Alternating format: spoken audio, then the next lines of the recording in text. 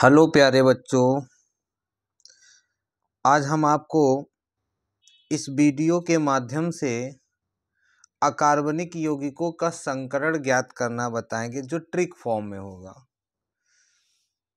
कि किस प्रकार से हम किसी अकार्बनिक यौगिक का संकरण ज्ञात कर सकते हैं बिना पेन चलाए हुए भी। तो देखिए, इसमें मैंने लिखा है अकार्बनिक यौगिकों का संकरण ज्ञात करना। अब संकरण जो होते हैं वो आपका sp हो सकता है, sp2 हो सकता है, sp3 हो सकता है, sp3d हो सकता है, sp3d2 हो सकते हैं। और संकरण में सदैव कक्षक भाग लेते हैं, इसीलिए s का 1 कक्षक बनता है, p के 3 कक्षक होते हैं, d के 5 होते हैं और f के 7 होते हैं, जिसमें से आपको sp और d के केवल 1 और 2 कक्षक पढ़ने हैं। तो देखिए, अब इसमें मैंने एक फार्मूला लिखा है, संकरण बराबर केंद्रीय धातु परमाणु के बाह्य कोश के इलेक्ट्रॉन की संख्या, या कहा जा सकता है केंद्रीय धातु परमाणु के वर्ग की संख्या, plus hydrogen, fluorine, chlorine, bromine, iodine की संख्या, माइनस आवेश बटे 2। इस फार्मूले का यूज करके हम किसी भी अकार्बनिक यौगिक का संकरण ज्ञात कर सकते हैं। अब देखिए, जैसे मैंने एग्जाम्पल लिया है H2O। अब मेन चीज है क्या कि केंद्रीय धातु परमाणु।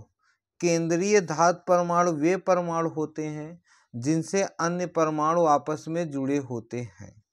अब ऑक्सीजन से 2 हाइड्रोजन जुड़ा तो ये केंद्रीय धातु परमाणु है, इसका हमें संकरण निकालना है। तो इसका संकरण देखिए, निकालने के लिए क्या है कि संकरण निकालने के लिए अब ऑक्सीजन केंद्रीय धातु परमाणु है, तो ऑक्सीजन केंद्रीय धातु परमाणु है, तो ऑक्सीजन केंद्रीय धातु परमाणु के लिए फार्मूला कहा गया केंद्रीय धातु परमाणु के बाह्य कोश की संख्या।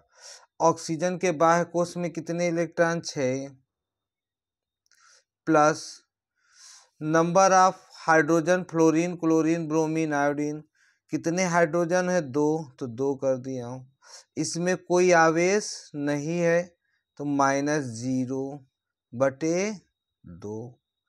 अब बताइए, इसमें 6 to 8 बाई 2 इक्वल टू 4, और जहाँ 4 है, 4 का मतलब 1s 3p, तो जल का संकरण क्या बना? sp3। जल का संकरण है sp3 हो गया। इसी प्रकार से यदि अमोनिया की बात किया जाए NH3, तो नाइट्रोजन के बाह्य कोश में 5 electron plus number of hydrogen 3, कोई चार्ज नहीं, आवेश नहीं, तो 0/2। 5 + 3 = 8/2 = 4। 4 का मतलब हो गया sp3, तो ये भी sp3 संकरण हुआ, ये भी sp3 संकरण हुआ। मीथेन पे देखो, CH4 मीथेन, कार्बन के बाह्य कोश में 4 इलेक्ट्रॉन प्लस 4 हाइड्रोजन है, तो 4 हाइड्रोजन, कोई आवेश नहीं, तो 0/2। अब 4 + 4 = 8/2 = 4। 4 का मतलब sp3, 1 s और 3 p। इसी प्रकार से बेरिलियम के बाह्य कोश में 2 इलेक्ट्रॉन प्लस क्लोरीन की संख्या, देखिए फार्मूले में क्लोरीन है तो क्लोरीन 2, कोई चार्ज नहीं, आवेश नहीं, तो 0/2। 2 + 2 = 4/2 = 2। 2 के लिए क्या होगा? 1 s और 1 p। इसका मतलब बेरिलियम क्लोराइड का, बेरिलियम का जो हाइब्रिडाइजेशन या संकरण होगा sp होगा। इसी प्रकार से यदि हम और देखें, कोई चार्ज का एग्जाम्पल ले लें, SO4-2। सल्फर के बाह्य कोश में 6 इलेक्ट्रॉन केंद्रीय धातु परमाणु है क्योंकि इससे ऑक्सीजन जुड़ा, प्लस फार्मूले में ऑक्सीजन अब्सेंट है। फार्मूले में क्या है, ऑक्सीजन अब्सेंट है, तो यहाँ पे ऑक्सीजन की संख्या 0 कर देते, माइनस। चार्ज में क्या है, -2/2 हो गया। अब 6 + 0 + माइनस माइनस प्लस का 2/2, 6 6 2 8/2 = 4। 4 का मतलब sp3, यहाँ इसका भी sp3 आया। नेक्स्ट एग्जाम्पल sp3 हो गया। Next example PCl5 phosphorus pentachloride.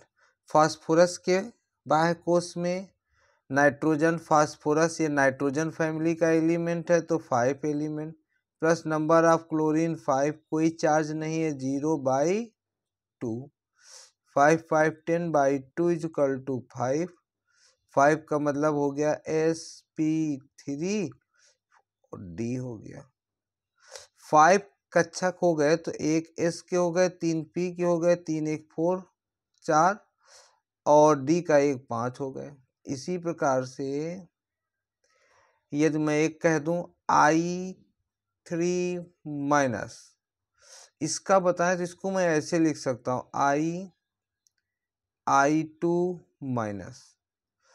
अब एक आपका I केंद्रीय धातु परमाणु होगा, अन्य शाखाएं होंगी, तो केंद्रीय धातु परमाणु के बाह्य कोश में 7 इलेक्ट्रॉन आयोडीन, प्लस आयोडीन की संख्या 2 है तो +2, माइनस आवेश -1/2, 7 + 2 प्लस माइनस माइनस 1 का प्लस का 1/2, कितना हो जाएगा 10/2 = 5।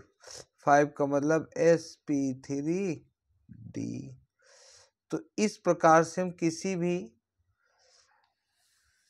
सहसंयोजक अर्थात जो अकार्बनिक यौगिक हैं उनके द्वारा बनने वाले यौगिकों का संकरण ज्ञात करते हैं। Thank you.